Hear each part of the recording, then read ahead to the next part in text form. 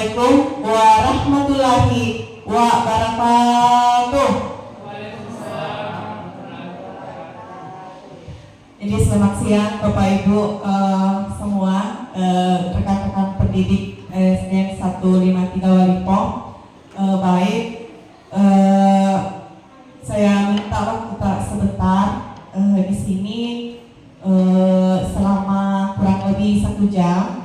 Jadi kita akan mengadakan mengikuti pengibasan dari materi di pendidikan guru penggerak pada modul 1.4, yaitu menyebarkan pemahaman dan penerapan pengalaman budaya positif. Jadi Bapak Ibu yang saya banggakan, Bapak Ibu hebat, yang kesemuanya di sini berdirinya saya di depan Bapak Ibu semua bukan untuk menggurui bukan untuk menggurui Bapak Ibu, karena pastinya Bapak Ibu di sini adalah Bapak Ibu guru hebat yang mungkin pernah juga mendapatkan materi tentang budaya positif. Jadi Bapak Ibu sekalian, apakah Bapak Ibu tahu apa sih itu budaya positif? Atau ada Bapak Ibu yang pernah dengar kata-kata budaya positif?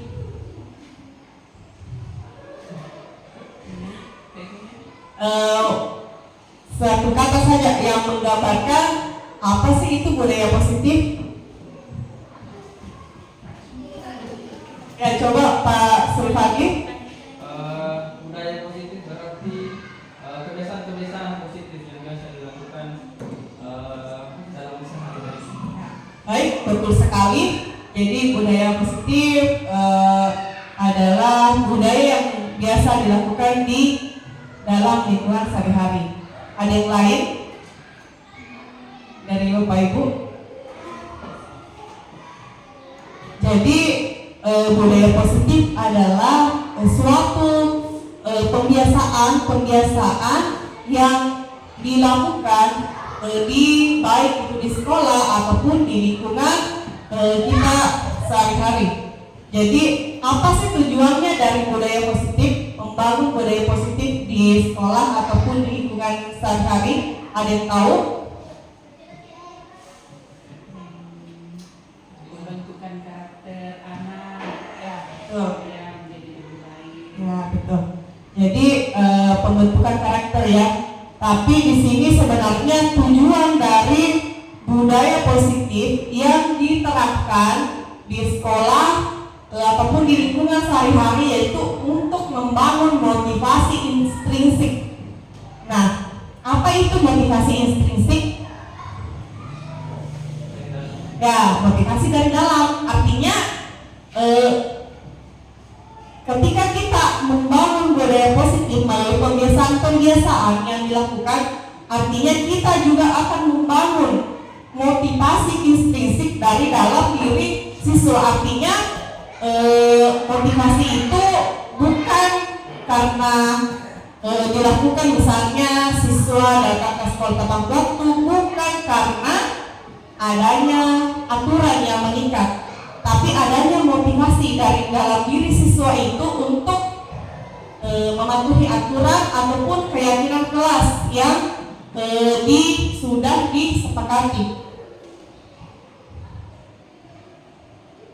Nah, ini adalah konsep inti budaya positif yang kita akan bahas selama 1 jam ke depan ini. Yang pertama itu perubahan paradigma belajar, kemudian disiplin positif, kemudian nilai-nilai kebajikan, kemudian kebutuhan dasar manusia, kemudian motivasi perilaku manusia, kemudian proses kontrol guru, keyakinan kelas, dan segitiga restitusi. Baik, kita lanjut ya Bapak Ibu. Nah, ini adalah pembelajaran dengan paradigma baru yang menyatakan pembelajaran dengan paradigma baru merupakan pembelajaran yang dirancang berdasarkan prinsip pembelajaran berdiferensiasi, sehingga para peserta didik belajar sesuai kebutuhannya berdasarkan tahap perkembangan sesuai teori psikologi modern untuk mewujudkan profil pelajar Pancasila. Nah, seperti yang kita ketahui, sekarang ini kita untuk dituntut dalam kurikulum Merdeka itu untuk mewujudkan profil pelajar Pancasila yang ada dalam peserta didik, yaitu yang pertama beriman kepada Tuhan Yang Maha Esa dan berakhlak mulia, kemudian kebinekaan global, bergotong royong, kreatif, kemudian bernalar kritis dan mandiri. Kemudian Bapak Ibu tahu apa sih itu konsep pembelajaran berdiferensiasi? Ada yang tahu? Coba, ada yang tahu? Konsep pembelajaran berdiferensiasi. Jadi pembelajaran berdiferensiasi artinya kita memberikan suatu pembelajaran kepada siswa sesuai dengan kebutuhan dan kondisi siswa itu sendiri. Jadi pembelajaran yang diberikan itu sesuai dengan kebutuhan siswa. Jadi itu adalah konsep pembelajaran berdiferensiasi. Baik, kita lanjut Bapak Ibu.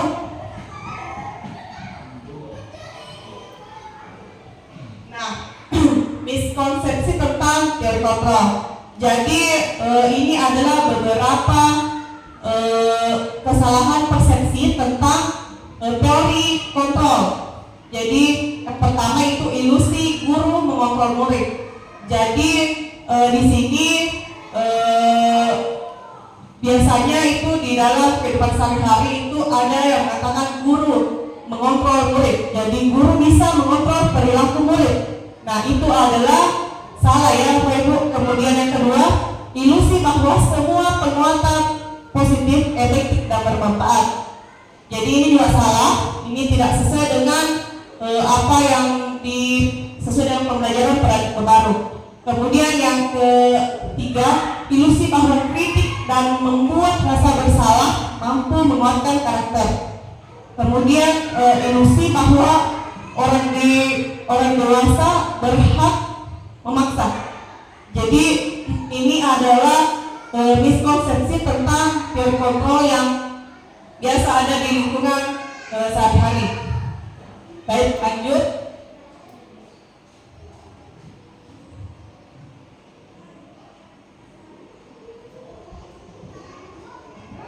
Nah, ini mengubah paradigma stimulus respon ke pendekatan teori kontrol. Jadi ini stimulus respon ini merupakan yang biasa atau pemikiran kita selama ini. Yang pertama, kebutuhan kita sama. Jadi menurut teori kontrol kebutuhan kita berbeda. Jadi kebutuhan kita itu berbeda-beda. Kemudian yang kedua, semua orang melihat hal yang sama. Nah, yang dikatakan teori kontrol itu setiap orang memiliki gambaran yang berbeda. Kemudian yang ketiga, kita mencoba mengubah orang agar berpandangan sama dengan kita. Nah, kemudian menurut teori kontrol itu kita berusaha memahami pandangan orang lain tentang dunia. Kemudian yang keempat, perilaku buruk dilihat sebagai suatu kesalahan. Kemudian menurut teori kontrol sini semua perilaku itu memiliki tujuan. Jadi setiap mungkin perilaku yang diciptakan oleh anak-anak kita mungkin ada tujuannya masing-masing. Kemudian orang lain bisa mengontrol saya. Ini menurut stimulus respon. Kemudian teori kontrolnya hanya Anda yang bisa mengontrol diri Anda. Jadi di sini artinya orang lain itu tidak bisa mengontrol kita. Jadi kita sendiri yang bisa mengontrol diri kita. Walaupun orang itu berkata ini, tapi kalau motivasi intrinsik tidak ada dalam diri kita, mungkin susah juga untuk kita laksanakan. Kemudian saya bisa mengontrol orang lain. Nah, ini adalah kata yang salah. Kontrolnya itu Anda tidak bisa mengontrol orang lain kecuali orang lain tersebut yang bisa mengontrol dirinya. Kemudian pemaksaan ada pada setiap saat rujukan gagal.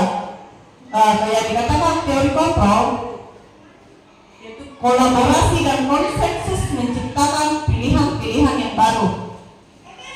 Jadi biasanya itu pada saat ada suatu misalnya kita menawarkan sesuatu kepada seseorang, tapi tawaran tersebut tidak terwujud. Nah, mungkin sudah timbul pemaksaan pada saat rujukan tersebut gagal. Jadi menurut teori kontrol di sini artinya kalau yang tersebut gagal, artinya kita bisa menciptakan pilihan-pilihan baru yang mungkin tujuannya sama, tapi mungkin dengan caranya berbeda. Kemudian model berpikir menang atau kalah. Jadi menurut teori kontrol, model berpikir menang sama dengan menang. Kita lanjut. Masih semangat? Baik, kita lanjut ya.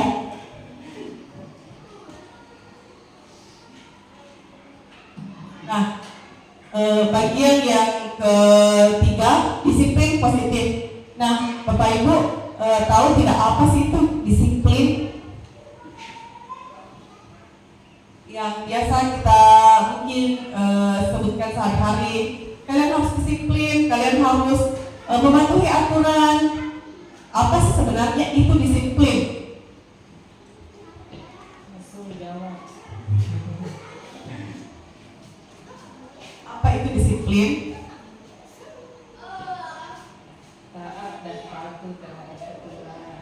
Ya, betul. Taat dan patuh terhadap aturan. Nah, disiplin itu sendiri berasal dari kata disiplina yang artinya belajar. Disiplin mengacu pada disiplin diri yang memiliki tanggung jawab terhadap apa yang dilakukannya berdasarkan nilai-nilai yang diyakini. Kemudian, apa sendiri itu disiplin positif? Merupakan salah satu cara penerapan disiplin yang bertujuan untuk menumbuhkan kesadaran serta memberdayakan peserta didik tanpa imbalan, penghargaan, reward, ancaman, atau hukuman. Nah, sebagai pendidik, tujuan kita adalah menciptakan peserta didik yang memiliki disiplin diri sehingga mereka berperilaku mengacu kepada nilai-nilai kebajikan universal dan memiliki motivasi intrinsik dalam perubahan ke arah yang lebih baik. Jadi disiplin positif yang dimaksud di sini adalah bagaimana kita membuat siswa bisa berbuat seperti apa yang seharusnya tanpa ada reward, tanpa ada ancaman, dan tanpa ada hukuman.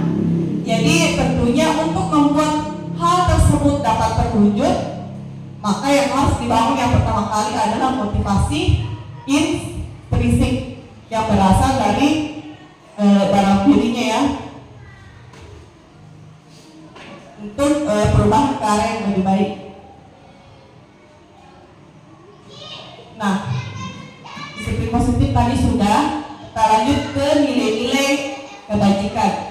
Nah, apa sih itu nilai-nilai kebajikan? Jadi nilai-nilai kebajikan yaitu nilai yang disepakati bersama lepas dari suku, bangsa, agama, bahasa maupun latar belakangnya. Jadi di sini ada 3 contoh nilai-nilai kebajikan yang diterapkan dalam suatu institusi atau organisasi. Yang pertama itu di Profil Pelajar Pancasila yang biasa kita pakai di Kemendikbud, yaitu beriman dan bertakwa pada Tuhan Yang Maha Esa dan berakhlak mulia, berkebinekaan global, gotong royong, mandiri, kreatif, dan bernalar kritis. Kemudian yang kedua yang biasa dipakai oleh institusi IBO, Primary Years Program, yaitu toleransi, rasa hormat, integritas, mandiri, menghargai, antusias, empati, keingintahuan, kreativitas, kerjasama, percaya diri, dan komitmen.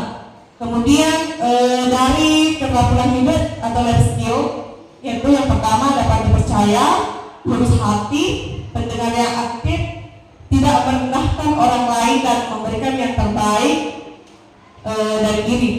Jadi ini adalah nilai-nilai kebajikan yang digunakan oleh 3 institusi yang ada di sekitar kita, yaitu Kemendikbud, dari IBO Primary Health Program, kemudian dari keterampilan hidup atau life skill. Kita lanjut. Nah, kita masuk di kebutuhan dasar manusia. Jadi kebutuhan dasar manusia adalah segala sesuatu yang kita lakukan untuk mendapatkan apa yang kita inginkan. Kemudian seluruh tindakan yang kita lakukan memiliki tujuan tertentu, dan semua usaha yang terbaik yang kita lakukan adalah dalam rangka agar kebutuhan dasar kita terpenuhi dengan baik. Jadi apa sih yang termasuk kebutuhan dasar manusia? Ada yang tahu?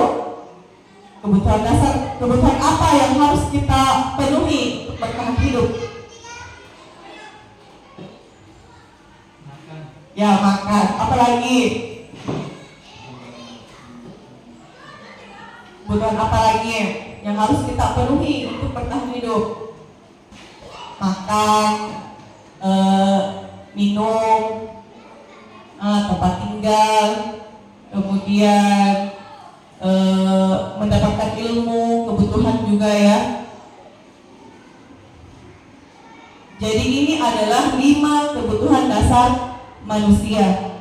Jadi yang pertama itu bertahan hidup. Jadi tadi termasuk dari makan, kemudian pakaian, tempat tinggal, keamanan dan kesehatan. Ini masuk di bertahan hidup. Kemudian yang kedua, kasih sayang dan rasa diterima. Kemudian ini adalah kebutuhan akan rasa diterima, dipedulikan, berbagi, kerjasama, dan menjadi bagian dalam kelompok. Kemudian yang ketiga itu kekuasaan. Nah, kekuasaan itu termasuk di harga diri, kayaknya untuk dianggap, memimpin, berprestasi, diakui dan didengar. Kemudian kebebasan. Nah, mandiri, memiliki pilihan, mencoba hal baru, mampu mengendalikan arah dirinya. Kemudian kebutuhan kelima itu kesenangan. Jadi itu bermain, humor, antusiasme, kemudian tertawa.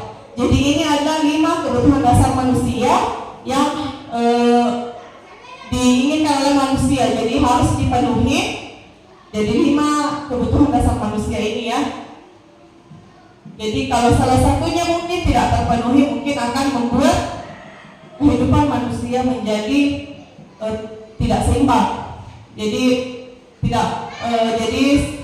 semua manusia pasti memang membutuhkan ini: bertahan hidup, kasih sayang dan rasa diterima, kekuasaan, kebebasan dan kesenangan. Jadi misalnya kalau satu saja kebutuhan ini tidak terpenuhi, maka mungkin akan membuat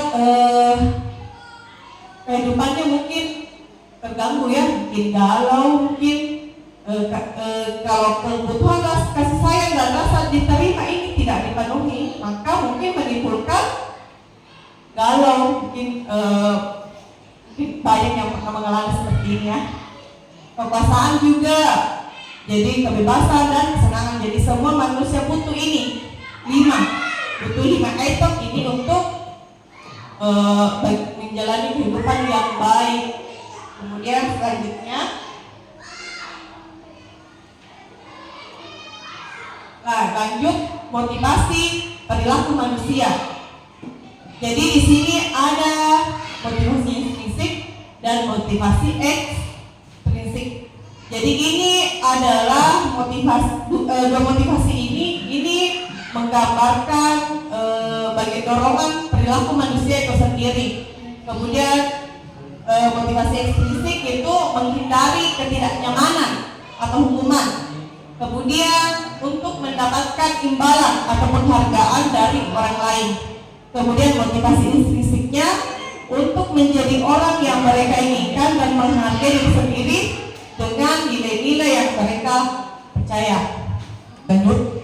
Jadi ini motivasi perilaku manusia terbagi 2, yaitu ekstrinsik dan intrinsik ya. Ada sampai sini ada yang mau ditanyakan? Atau ada yang mau berbagi pengalaman tentang bagaimana menerapkan disiplin positif di sekolah? Atau ada yang pernah melakukan praktik baik selama bagaimana mendisiplinkan siswa, bagaimana memecahkan masalah yang dihadapi oleh siswa.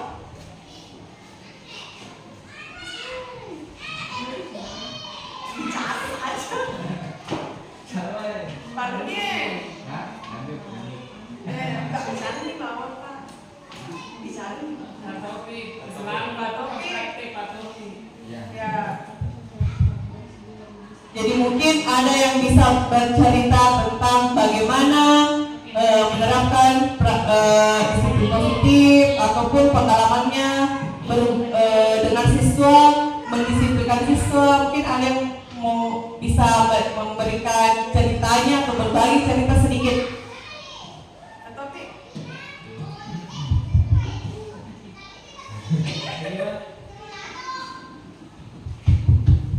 Jadi kita lanjut, karena tidak ada yang mau berbagi, kita lanjut saja.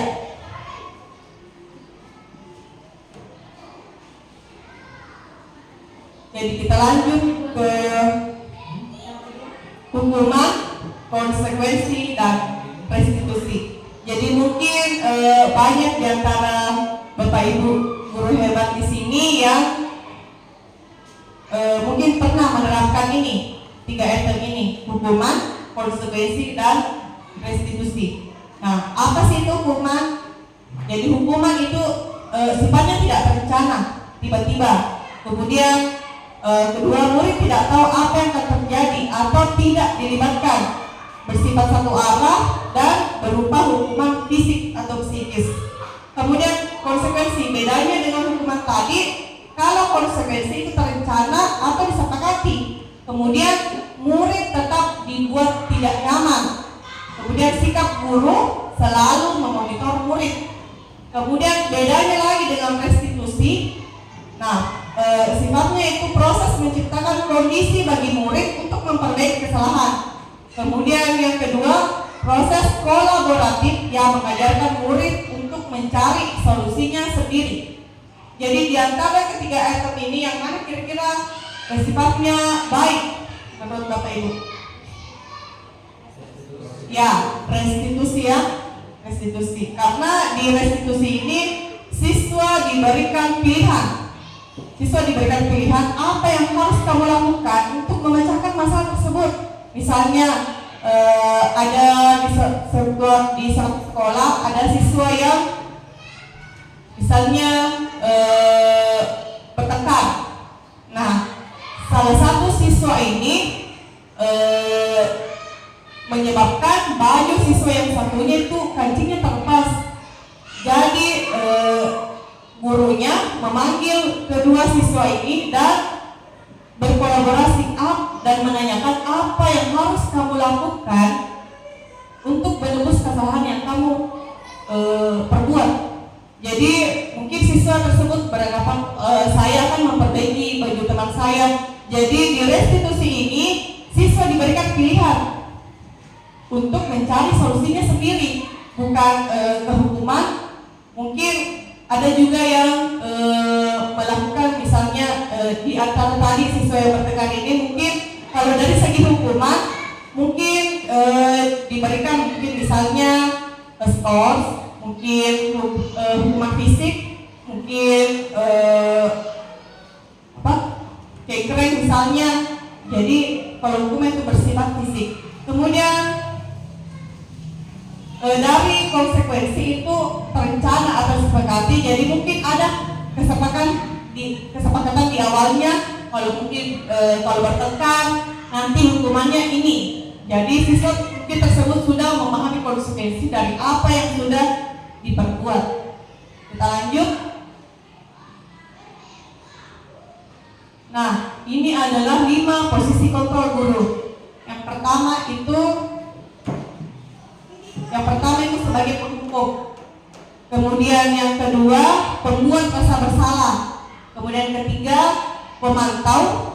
Yang keempat, teman, dan kelima, manajer. Jadi ini adalah 5 posisi kontrol guru yang mungkin biasa kita dapatkan di dalam dunia pendidikan. Jadi yang pertama penghukum. Jadi guru ini sifatnya selalu menghukum, sedikit-sedikit menghukum, sedikit-sedikit menghukum. Kemudian yang ke ini pembuat merasa bersalah. Jadi sifatnya guru ini ketika misalnya siswa melakukan kesalahan, kalau sudah di tengah-tengah mungkin ramai, mungkin itu ditunjuk-tunjuk. Jadi sifatnya menunjuk-nunjuk supaya siswa tersebut merasa bersalah. Kemudian ini pemantau. Kalau ini sifatnya guru tersebut selalu memantau siswa tentang apa yang sudah menjadi kesalahannya. Kemudian ini teman. Jadi guru ini berusaha menjadi teman bagi siswa. Kemudian manajer. Jadi bagaimana guru tersebut bisa mengarahkan siswa, menuntun siswa untuk di dalam mencapai suatu kodratnya. Ini kalau manajer. Jadi kira-kira di 5 posisi kontrol ini yang mana yang terbaik menurut Bapak Ibu? Di apakah penghukum, pembuat merasa bersalah, pemantau, teman, dan manajer?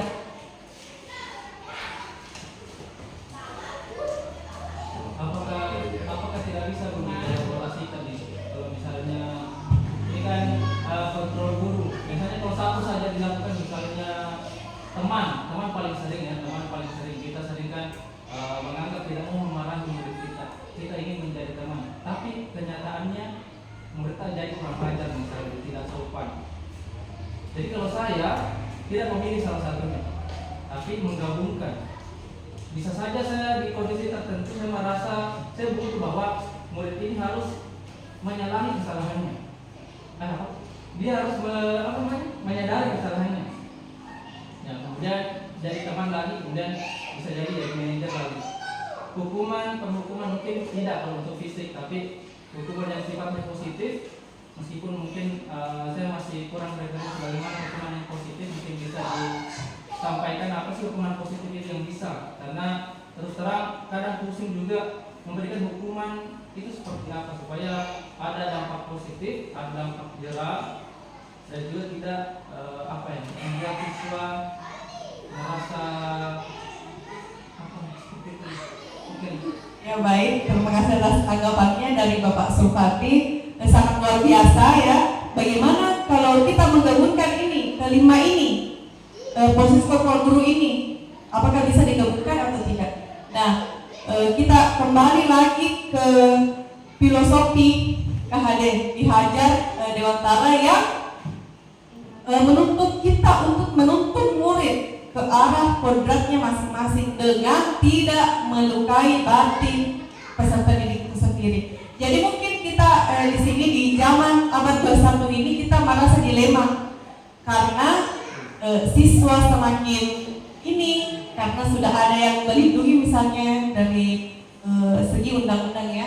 Tapi kita merasa memang harus jadi penghukum, memang harus seperti itu. Kemudian pembuat rasa bersalah, pemantau, teman, manajer ini sebenarnya kalau menurut saya juga ini bagusnya dipadukan karena siswa tidak akan merasa jerah ketika siswa tersebut merasa nyaman. Nah, tapi kita kembali lagi pada tuntunan dari filosofi Ki Hajar Dewantara, bagaimana kita bisa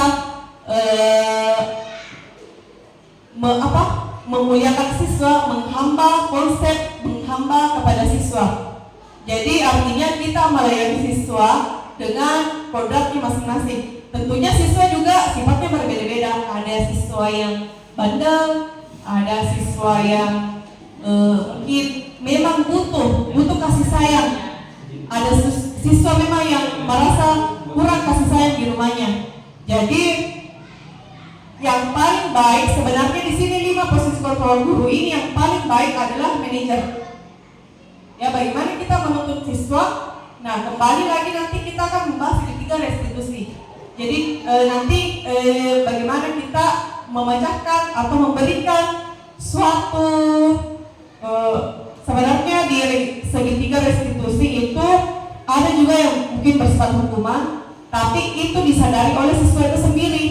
Jadi mungkin bukan seperti ini, kamu harus seperti ini. Tapi siswa tersebut yang menyadari dirinya sendiri kalau saya harus seperti ini. Jadi mungkin bukan kita yang menentukan hukumannya, tapi siswa itu sendiri yang berinisiatif. Oh, mungkin seperti ini yang harus saya lakukan untuk menebus kesalahan saya. Mungkin saya harus seperti ini mulai sekarang. Jadi mungkin seperti itu ya. Jadi baiknya memang dipadukan, tapi bagaimana lagi kita kembali kepada konsep Ki Hajar Dewantara itu tentang bagaimana kita teori menghamba kepada anak. Kita lanjut. Bagaimana dengan Pak Sulpati? Lanjut ya. Kemudian ini contoh penerapan 5 posisi kontrol guru. Yang pertama, jadi ini digambarkan suatu kasus, yaitu kasusnya siswa tidak memakai atribut lengkap saat upacara bendera. Jadi ini kalau guru penghukum yaitu hormat kepada bendera selama 1 jam. Ini hukuman untuk yang diberikan oleh guru yang perannya sebagai penghukum. Kemudian ya ini untuk guru yang membuat merasa bersalah. Jadi menyatakan berapa kali ibu atau bapak harus memberitahu kamu selalu saja mengecewakan ibu atau bapak. Jadi ini sifatnya membuat siswa tersebut merasa bersalah. Kemudian yang ketiga, dengan kasus yang sama, ini sebagai teman. Ayo dong ikuti aturan sekolah, tolong bantu ibu atau bapak ya sekali ini. Ya sudah, tidak apa-apa, lain kali jangan berbuat seperti ini lagi ya. Kemudian yang keempat, pemantau. Kamu sudah melanggar protokol sekolah, kamu tahu konsekuensinya. Setelah upacara kamu beli atributnya ke koperasi dan jangan diulangi lagi. Baik, kita lihat contoh yang manajer. Nah, ini yang manajer. Apakah kamu tahu kesalahanmu? Kira-kira bagaimana kamu memperbaiki kesalahanmu? Jadi di sini mungkin di posisi manajer ini tetap ada hukuman, tapi hukuman itu ditentukan oleh siswa itu sendiri. Jadi sifatnya bukan guru yang menunjuk-nunjuk, tapi siswa itu sendiri yang memberikan hukuman kepada dirinya sendiri. Jadi guru cuma sebagai manajer.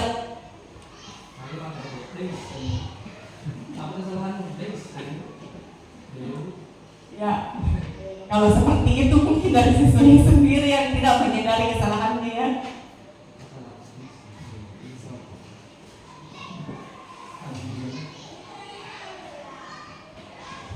Jadi kalau seperti itu tidak tahu kesalahannya, kita harus membuat mereka tahu kesalahannya sendiri. Jadi kita lanjut. Nah, ini contoh posisi kontrol apakah aku. Nah, kalau menyatakan saya kecewa sekali dengan kamu, ini kira-kira gambaran posisi kontrol yang guru seperti apa? Ya, membuat merasa bersalah. Ya, kemudian yang ini, kamu tidak pernah benar melakukannya. Kira-kira ini posisi kontrol guru seperti apa ini? Ya, pemantau ya, kamu tidak pernah benar melakukannya. Artinya sudah ada aturan, tapi dia tidak pernah memperhatikan ya. Kemudian yang ketiga contohnya, apa rencanamu untuk menyelesaikan masalah ini? Kira-kira ini kontrol seperti apa? Manajer. Lanjut. Nah, kalau ini ayolah lakukan demi bapak atau ibu ya. Ya, teman. Kemudian ini, kamu tidak pernah mendapat nilai jika tidak mengerjakan tugas. Kira-kira ya, penghukum atau kamu tidak pernah mendapat nilai jika tidak mengerjakan tugas. Hukuman ya, guru penghukum ya ini. Lanjut. Jadi lanjut ke keyakinan kelas. Mengapa keyakinan kelas? Mengapa bukan peraturan kelas? Pak Ibu sudah membuat keyakinan kelas di kelas masing-masing ya. Sudah ada mungkin peraturan kelas atau keyakinan kelas. Jadi saya bertanya, apa sih perbedaannya keyakinan kelas atau peraturan kelas? Apakah sama atau tidak? Sama atau tidak? Sama, Pasung? Mirip. Mirip tapi tak sama.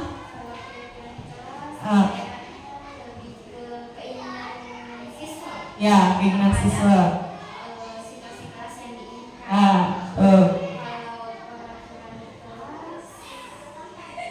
Kalau peraturan kelas itu biasanya berisi tentang harus, tidak boleh. Kalau keyakinan kelas itu kata-katanya positif, misalnya, contohnya saling membantu, apalagi datang tepat waktu, kemudian menjaga kebersihan. Jadi bedanya dengan peraturan kelas itu biasanya menggunakan kata-kata yang harus, tidak boleh tidak. Misalnya, tidak boleh datang terlambat, harus datang jam 7.30. Jadi kemudian peraturan kelas itu dibuat bukan berdasarkan dibuat bersama, tapi memang sudah ada sebelumnya.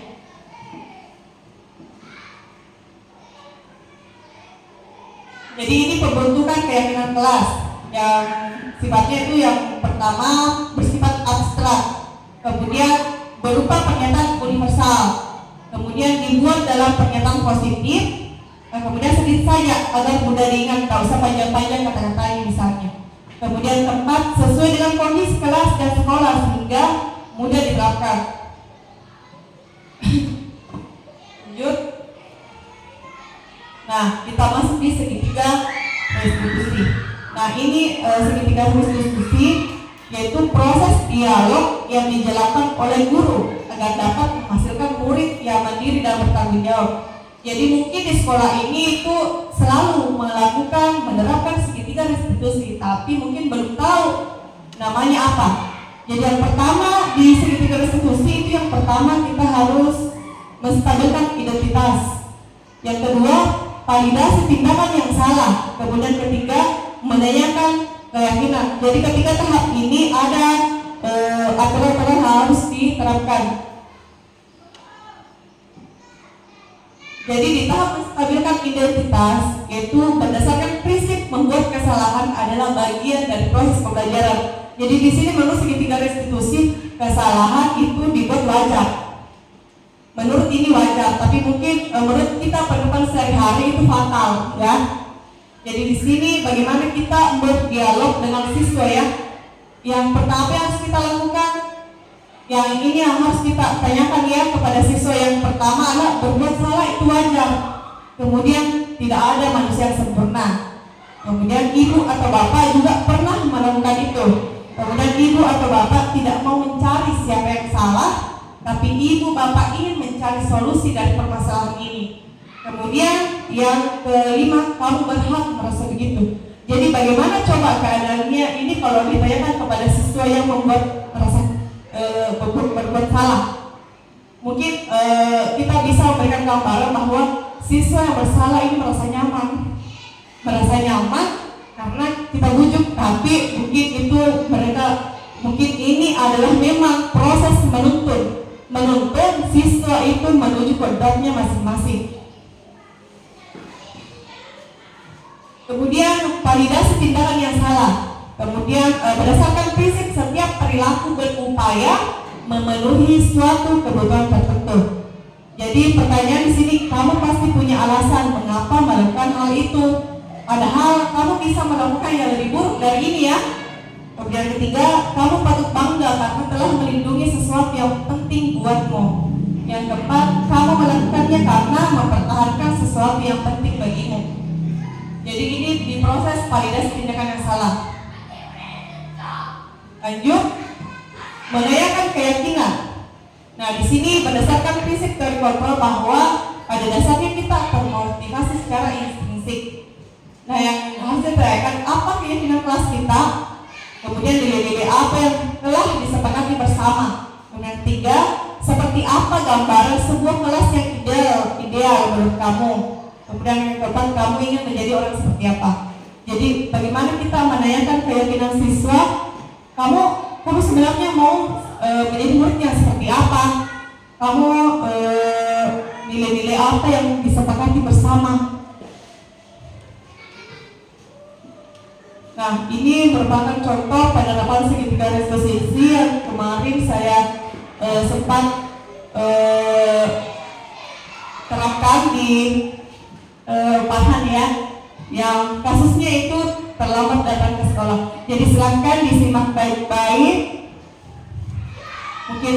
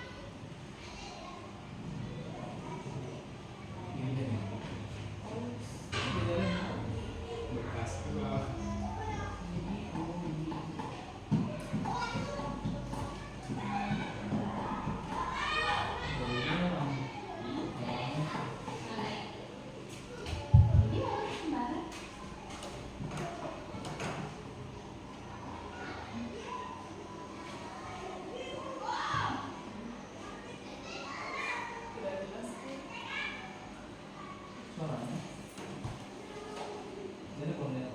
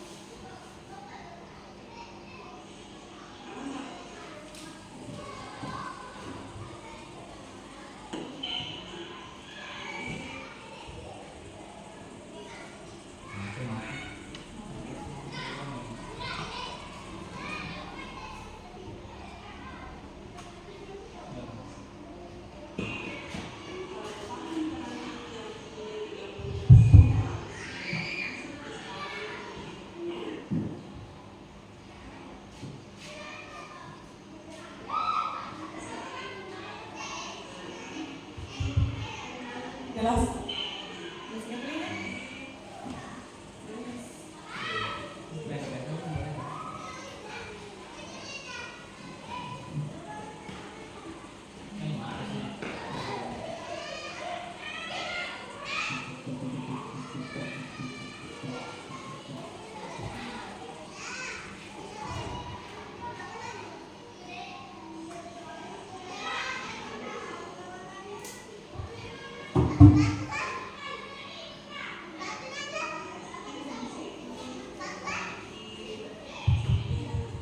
Jadi ini contoh penerapan segitiga restitusi yang kemarin dilakukan dengan Farhan ya, dengan kasus datang terlambat ke sekolah.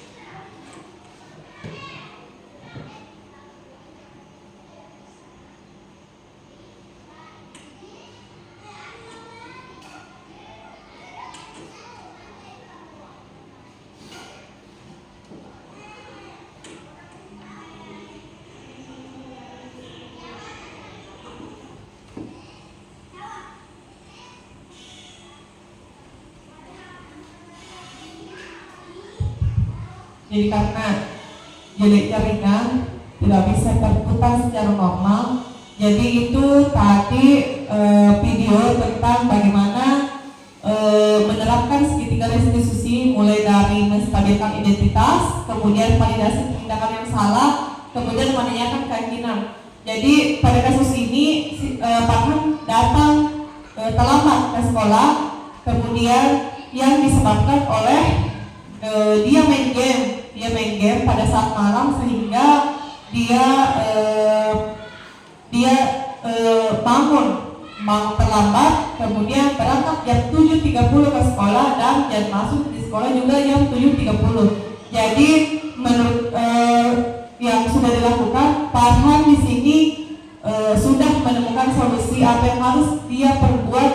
Jadi dia menawarkan solusi itu sendiri tanpa guru menentukan, oh ini kamu harus seperti ini, tapi dia yang menawarkan solusinya sendiri. Jadi mungkin karena dia menawarkan sendiri, mungkin juga timbul motivasi intrinsik dalam dirinya untuk melakukan hal yang supaya dia tidak terlambat lagi.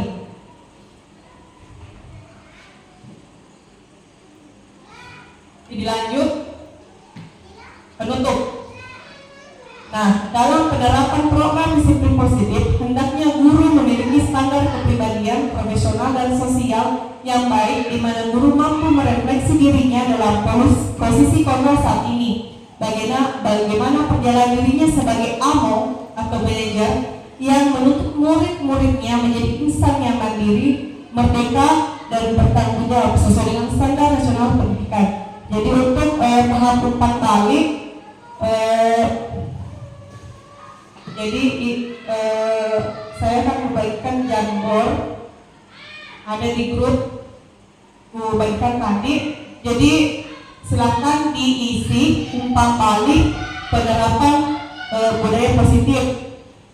Ada link membagikan di Jamboard di kelas. Jadi silakan diisi. Kalau mau diisi lewat HP harus memiliki aplikasi Jamboard. Tapi kalau laptop tidak usah, langsung ketik saja. Nanti diarahkan, silakan klik linknya. Kalau di HP nanti diarahkan untuk mendownload Jamboard. Jadi ini adalah aplikasi dari Google itu sendiri, aplikasi baru guna untuk memberikan bagus untuk pembelajaran jarak jauh. Jadi silakan kalau ada yang terbuka Pak Sun. Gue dulu pengaturannya jadi editor.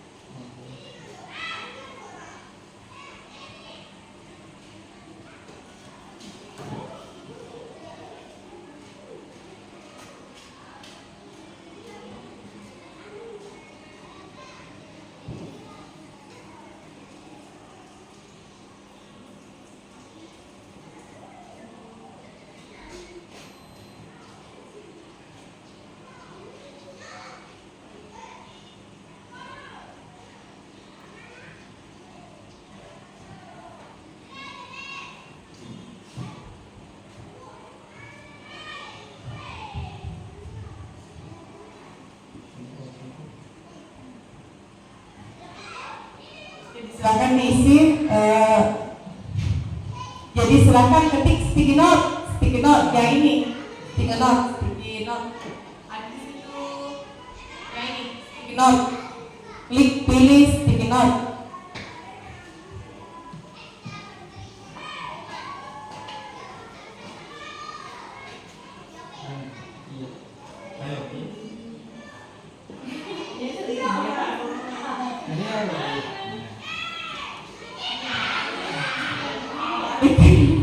Umpan balik apa yang mau dilakukan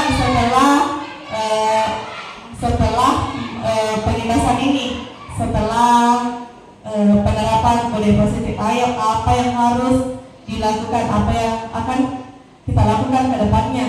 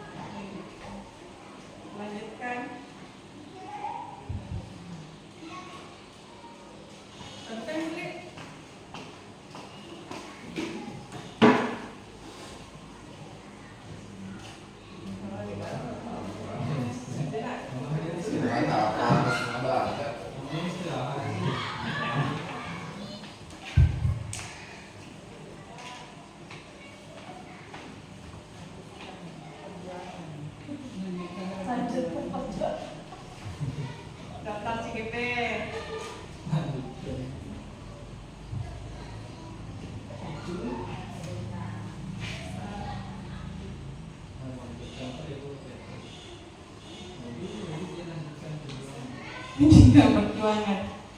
Ya, dari Pak Sulfatin ini saya akan budayakan disiplin positif dengan menjadi kontrol bagi siswa, mengurangi hukuman dan berusaha menjadi manajer dalam menghadapi siswa.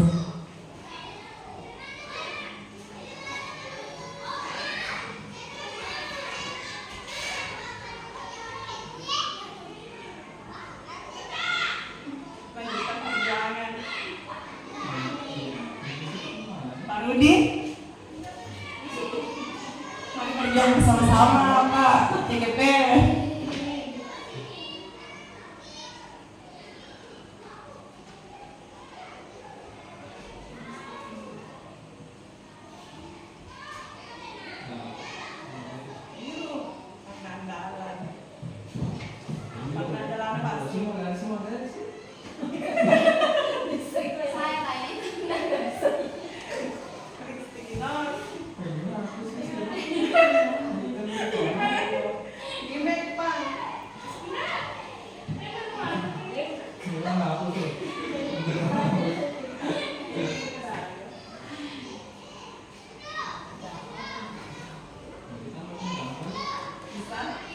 Bisa kasih masuk Podota.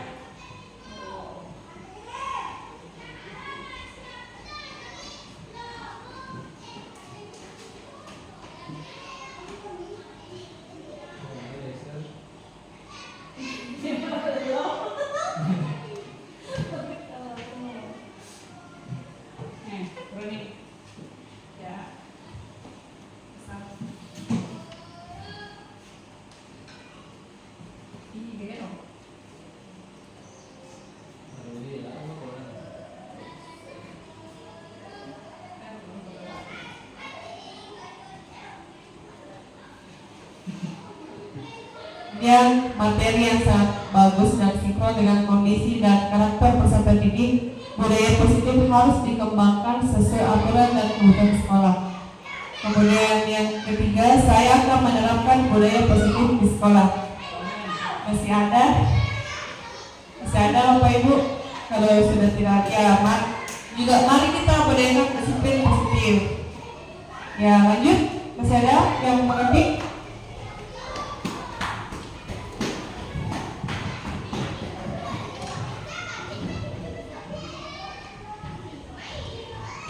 Perjuangan. Ya, mari berjuang bersama-sama.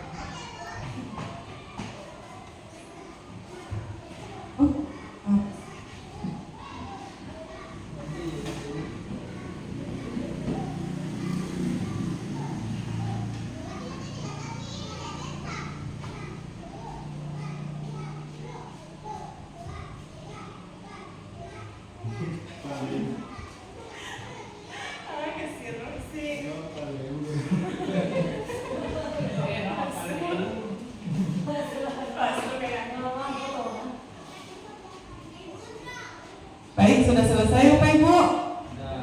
Sudah? Ya, baik, kita sudah di penghujung waktu.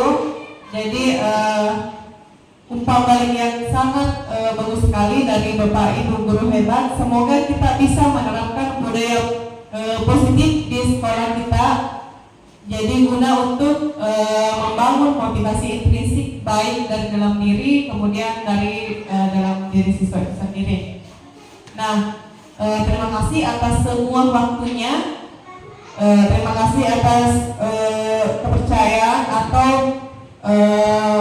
kesempatan yang diberikan kepada saya untuk melakukan pengibasan tentang penerapan budaya positif. Baik, saya akhiri dengan ucapan Assalamualaikum warahmatullahi wabarakatuh. Waalaikumsalam.